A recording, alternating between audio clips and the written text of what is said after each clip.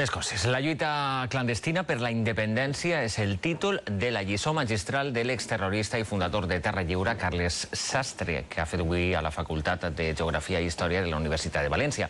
Després d'haver estat condemnat en 3 ocasions per assassinat, ara és sindicalista i un grup d'estudiants l'ha convidat davant la protesta també d'altres col·lectius. És Carles Sastre, exterrorista i un dels fundadors de Terra Lliure.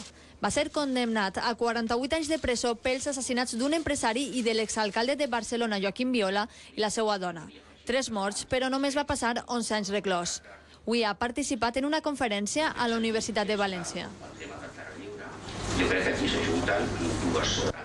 Admirat per alguns, el sindicat d'estudiants dels Països Catalans, organitzador dels actes, l'ha reclutat avui per a donar exemples sobre la seva dubtosa trajectòria.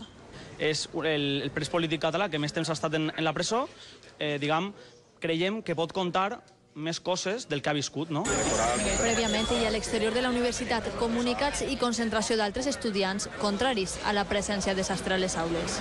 Es vergonzoso que la institución, en este caso la Universidad de Valencia, acoja en su seno a un terrorista con delitos de sangre y además al cual se le tilda de, en este caso, de un preso político.